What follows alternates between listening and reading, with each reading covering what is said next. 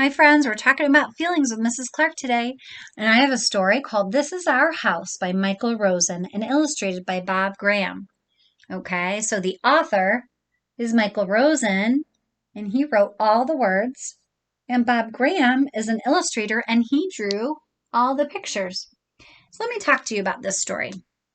It's a story about sharing, okay, and letting another friend that you may like or not like into your play. So, what's frustrating for me as a teacher is when kids are at school or at home and another friend or a brother or sister comes over and they want to play with you. And you say, you can't play. So that makes me feel really frustrated because it's not helpful. In fact, it's really hurtful, right? Have you ever felt really hurt by someone else telling you that you couldn't play? You can't play, right? You can't come play with me, or you can't come to my birthday party, right? Those things are hurtful, right? And it's painful and it's not nice. In fact, it's cruel. It really hurts our heart sometimes. So, we are going to figure out how we can all play together through this story, okay? And it's really a special story. It really has a great lesson in it. And it's about George. George was in the house, and he said, "This house is mine, and no one else is coming in." "It's not your house, George," said Lindy. "It belongs to everybody." So, George, I'm going to show you, is right here. Okay? And he got in that house, and he said, "It's mine, and no one else is coming in." And so, look at everyone's faces up here, right?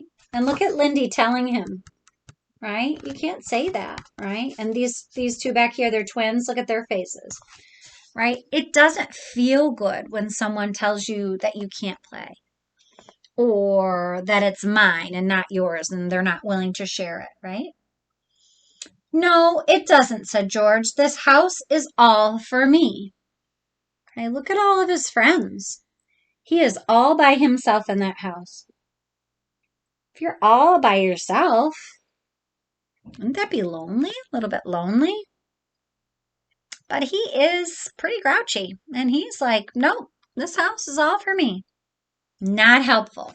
It's hurtful, right? So let's see what happens next. Lindy and Marley went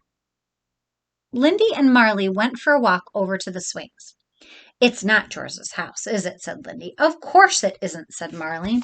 So they're discussing the problem, the girls. And Lindy and Marley looked in the window. "It's not your house, George, and we're coming in." "Oh, no, you're not," said George. "This house isn't for girls." So now he said it's his house, and now he's saying it's just not for girls. Freddie was walking past with Rabbity. "I've come over to put Rabbity to bed," said Freddie. "You can't," said George. "This house isn't for small people like you." So now the house isn't for small people or girls. Not helpful. Freddie took Rabbity for a ride in the car. Charlene and Marlene, those are the twins, they fixed the front wheel. "George won't let me and Rabbity in the house," said Freddie. Charlene and Marlene, Freddie and Rabbity headed straight for the house. They're going to try again. "Stop right there," said George. So I think they're going over there to try again to convince George to let them in. "We're coming to fix the fridge," said Charlene and Marlene. "Oh, no, you're not," said George. "This house isn't for twins." So now it's not for girls. The house is not for twins. And it's not for, I forget, Rabbity or Freddie either. Oh, because they're small. Not nice. "Oh, no, you're not." Luther's jumbo jet landed in the house. He went to get it. "Where do you think you're going?" said George. "Flight 505 has crashed," said Luther, "and I'm coming in for the rescue." Fire, fire, wee-oo, wee-oo, wee-oo. You're not coming in here, said George. Ooh, look at that. He's got his hands on him. Is that safe? We have a rule at school, no hurts. I don't hurt you, you don't hurt me. And George is breaking that rule. Luther radioed for help. Calling Dr. Sophie. Calling Dr. Sophie. Can I help you? Said Sophie. We can't get at the plane, Doctor, said Luther. Leave it to me, said Sophie. Sophie and Luther pushed through the crowd. Make way for the doctor, said Luther. We're coming in. Oh, no, you're not, said George. This house isn't for people with glasses.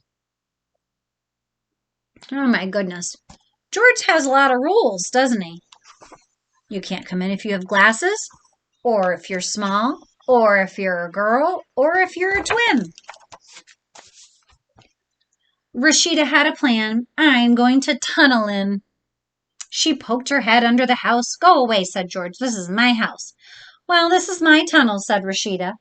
Well, tunnel somewhere else, said George. This house isn't for people who like tunnels. Oh, my goodness. There's another one. He said, the house isn't for people who like tunnels, or girls, or people with glasses, or people who are small. It was getting very noisy around the house now, and hot, and George wanted to go to the bathroom. Oh, no. So here's George, and he's been, well, kind of hoarding this house, and now he's got to go to the bathroom, which means he probably has to leave the box. I'm going to leave my house now, said George, and no one can get in it when I'm gone. So George went to the bathroom. There he is, going to the bathroom. Now, before I turn this page, do you think all of his friends listened to George? And then they did not get into the box? Because he said no one can get in when I go to the bathroom. Do you think they listened? I'm not sure. Let's see. Lindy, Marley, Freddie, Rabbity, Marlene, Charlene, Luther, Sophie, and Rashida went straight into the house or the box. George came back. There was no room for George. The house isn't for people with red hair, they said. Oh boy, now look. He's feeling maybe the same way that everyone else was feeling in the beginning, right? When he kept telling them that they couldn't come in. So they did not listen to George, right? Because his advice was not helpful. In fact, it was very selfish of him not to share. George started to shout, and then he started to cry. George started to stamp his feet and kick the wall, and then he stopped and he looked. So when they told him he couldn't come in, he got very, very upset. I mean, he cried, and then he became angry. This house is for people with red hair, said George, and for girls, and for small people and twins, and for people who wear glasses, and people who like tunnels. Look at their face. They were very surprised, I think, that he was saying this, because it's the opposite of what he was saying earlier. But I think he understands. They're telling him he can't play or come in, and that doesn't feel good. Because, shouted Lindy, Marley, Freddie, Charlene, Marlene, Luther, Sophie, and Rashida, this house is for everyone. Oh, the whole entire class finally got it. They said, this is for everyone, not just for one person. Maybe they should make it bigger, right? Do a little bit of an addition on the house, right? This house is for everyone. So friends, when you go to school, or if you are playing at home, right? Some toys might be yours, right? And not your little sisters or your little brothers. Or you go to school and they might, none of those toys are yours. They're your teachers, right? And your teacher shares all of her toys with everyone, right? But not everyone can play with the same thing at the same time. So sometimes what I like to tell friends is to go up to someone and say, "Oh, can I have that toy?" And then if they say, "No, I'm playing with it," then you say, "Can I have it after you're finished?" And guess what? Almost all the time they say, "Yes, sure."